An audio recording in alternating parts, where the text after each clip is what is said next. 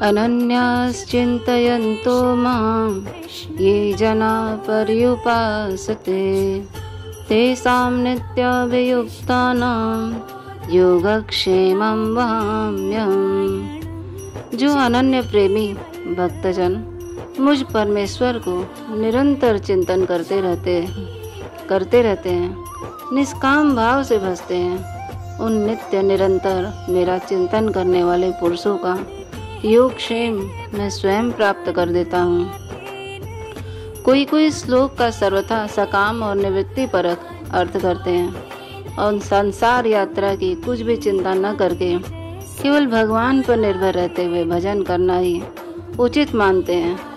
इस पर वे निम्नलिखित दृष्टांत दिया करते हैं।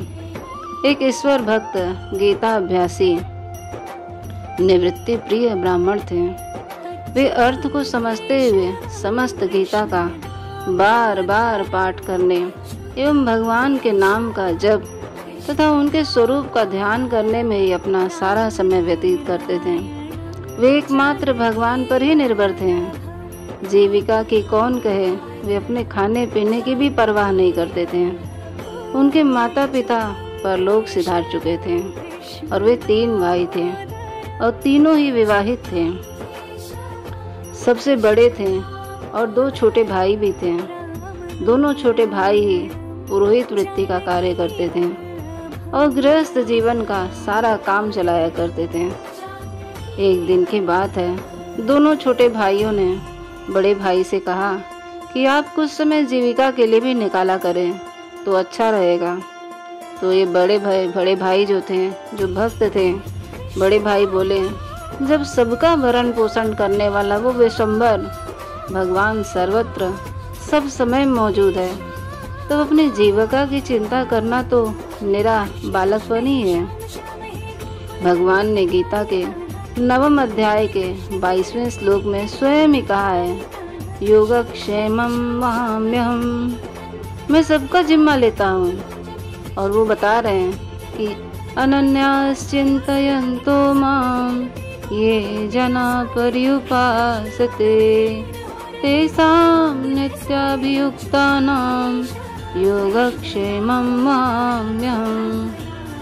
इसलिए अरे भाई, हम लोगों तो बस अपने भगवान पर ही निर्भर रहना चाहिए। वे ब्रह्मा से लेकर क्षुद्र अति क्षुद्र जीव परमाणु तक का सभी का भरण पोषण करते हैं।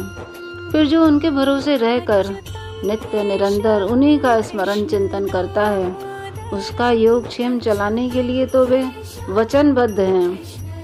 हम लोग तो नित्य गीता का अध्ययन अध्यापन और निरंतर श्रद्धा और प्रेम पूर्वक भगवान का भजन स्मरण ही करना चाहिए। तो दोनों भाइयों ने कहा, भाई साहब, आपका कहना तो ठीक है, पर जीविका के लिए कुछ तो चेष्टा किए बिना ही भगवान किसी को घर बैठे थोड़ी ही दे जाते हैं। तो बड़े भाई ने कहा, तब इन बड़े भाई ने विश्वास के साथ उत्तर दिया कि श्रद्धा विश्वास हो तो घर बैठे ही भगवान दे के जाते हैं। दोनों छोटे भाइयों ने कुछ झुंझला कर कहा, भाई साहब, बातें बनाने में कुछ नहीं लगता, हम लोगों को कमा कर लाते हैं, तब घर का काम चलता है। आप तो केवल पढ़े पढ़े श्लोक रटना और बड़ी बड़ी बातें करना बनाना जानते हैं। आपको पता ही नहीं है कि हम लोग कितना परिश्रम करके कुछ जुटा पाते हैं। आप जब हम लोगों से अलग होकर घर चलाएंगे तब पता लगेगा, तब हम देखेंगे कि जीविका के लिए प्रयत्न किए बिना ही आपका काम कैसे चलता है। बड़े भाई ने धीरज के साथ कहा, भाई, तुम लोग यही ठीक समझते हो तो बहुत आनंद है, मुझे अलग कर दो। मैं किसी पर भार रूप में रहना नहीं चाहता।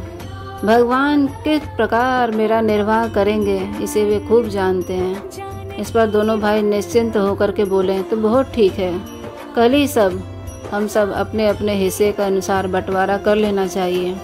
बड़े भाई ने कहा, जिस प्रकार तुम लोगों को उचित समझो उसी प्रकार कर सकते हो, मेरी ओर से कोई आपत्ति नहीं है। मैं तो तुम लोगों के राजी में ही राजी हूँ। दूसरे दिन ही दोनों भाइयों ने जो कुछ सामान संपत्ति थी सबके 3 हिस्से कर दिए। ब्राह्मण भक्त के हिस्से में एक छोटा सा कच्चा मकान, कुछ नगद रुपए और कुछ साधारण कपड़े गहने और रसोई के बर्तन आदि मिले। और तीसरे के हिस्से में यजमानों की वृत्ति भी उनके हिस्से में दे दी गई। पर यजमानों का यह हाल था कि उनके पास यदि कोई पुरोहित चला जाता तो भले ही उससे कुछ ले जाता, घर बैठे पुरोहित महाराज को कोई याद नहीं करता था। और इस प्रकार तीनों भाई अलग अलग हो गए। तब उस ब्राह्मण भक्त ने अपनी पत्नी से कहा कि मेरे भाइयों ने हम लोगों को जो कुछ भी दिया है बहुत ही संतोषजनक है, किंतु अब हमें इस बात का पूरा ध्यान रखना चाहिए कि हम केवल भगवान पर ही निर्भर हैं। किसी के भी घर पर जाकर भी कभी याचना नहीं करेंगे और न किसी के देने पर ही कुछ ग्रहण करेंगे। भगवान स्वयं योगक्षेम का वहन करने वाले हैं, वही हमारा योगक्षेम चलाएंगे। भाइयों ने जो कुछ दिया है अभी तो उसी से काम चलाना चाहिए। तब ब्राह्मणी ईश्वर की भक्त और पतिव्रता थी। उसने पति की बातें बड़े आदर के साथ स्वीकार किया। उसने सोचा अभी तो निर्वाह के लिए कुछ हाथ में है ही, इसके समाप्त होने के बाद स्वामी जैसा उचित समझे अपने आप ही व्यवस्था करेंगे। अब वो भगवत भक्त ब्राह्मण प्रातःकाल 4 बजे उठते और शहर से 1 मील दूर पर जाकर तालाब पर जाकर शौच स्नान करते, फिर संध्या वंदन करके अनंतर भगवान की मानस पूजा, जप, ध्यान, संपूर्ण गीता का भाव अर्थ के साथ में पठन करते और उसके बाद दिन के 11 बज जाते हैं। तब घर लौटकर भोजन आदि करते हैं। अब भोजन के पश्चात पुनः दोपहर 1 बजे वापस वही तालाब पर जाकर जप, ध्यान, स्वाध्याय करते हैं। फिर सायंकाल 4 बजे शौच स्नान करने के बाद, संध्या वंदन करने के बाद तदंतर मानस पूजा करके शास्त्रों का श्रद्धा पूर्वक स्वाध्याय करते हुए सूर्यास्त के बाद भगवान के नाम जप का और उनके स्वरूप का ध्यान किया करते थे। और अंत में रात को 8 बजे के बाद घर लौटकर भोजन करते हैं। और फिर वो अपनी पत्नी के साथ में अपने श्रद्धा पूर्वक आकर के भोजन करने के बाद उनसे वार्तालाप करते अपनी पत्नी के साथ और 10 बजे तक शयन किया करते थे। उनकी साध्वी धर्म पत्नी भी दोनों समय पति के भोजन कराकर स्वयं भोजन करती और प्रतिदिन पति को नमस्कार करना, उनकी सेवा शुश्रूषा करना, उनकी आज्ञा का पालन करना तथा ईश्वर का भजन ध्यान करना और अपना कर्तव्य समझती थी। इस प्रकार से दोनों पति पत्नी का समय बीतता गया और अब प्रतिदिन की तरह व्यय होता ही गया। कुछ दिनों में उसके पास जो कुछ भी रुपए पैसे थे सब समाप्त हो गए। पत्नी ने स्वामी से कहा, रुपए सब में पूरे हो गए हैं, हे स्वामी अब हमारा घर कैसे चलेगा। पति ने पूछा कि क्या गहने कपड़े भी समाप्त हो गए। पत्नी ने कहा नहीं। इस पर ब्राह्मण ने सोचा अभी गहने कपड़ों से काम चलाने के स्वामी की सम्मति है, अतः वह उन्हें बेचकर घर का काम चलाने लगी। पर वे गहने कपड़े भी कितने दिन के थे, वे भी समय पर शेष हो गए। फिर एक दिन पत्नी ने कहा गहने कपड़े भी सब समाप्त हो गए। पति ने कहा कोई चिंता की बात नहीं है, अभी बर्तन है, मकान है। इससे ब्राह्मणी ने समझा कि अभी स्वामी की संपत्ति मकान बर्तनों से काम चलाने की है। उसने प्रसन्नता के साथ मकान को बेच दिया और वे दूसरे किराए के मकान में चले गए और कुछ दिन इससे भी काम चलाया। इसके बाद बर्तन भाड़े भी बेच दिए, पर उनसे क्या होता। अंत में ब्राह्मणी के पास तन ढकने के लिए एक साड़ी बची थी और ब्राह्मण देवता के लिए एक धोती और एक गमछा बचा था। एक दिन ब्राह्मण देवता प्रातः 4 बजे जंगल की ओर जाने लगे। तब पत्नी ने बड़े विनीत भाव से हाथ जोड़कर निवेदन किया कि स्वामी अब तो सब कुछ शेष हो गया है, घर तो किराए का है, बर्तन भाड़े सब समाप्त हो गए हैं, केवल आपकी यह गीता जी की पोथी, धोती, गमछा और मेरी यही साड़ी बची हुई है। आज भोजन के लिए घर में अन्न भी नहीं है, जो कुछ था कल शेष हो गया। ब्राह्मण ने इसका कुछ भी उत्तर नहीं दिया और वे सदा की भांति जंगल की ओर चल दिए। सदा की भांति ही पंडित जी तालाब पर गए। शौच स्नान से निवृत्त होकर उन्होंने संध्या, गायत्री, जप आदि नित्य कर्म किया।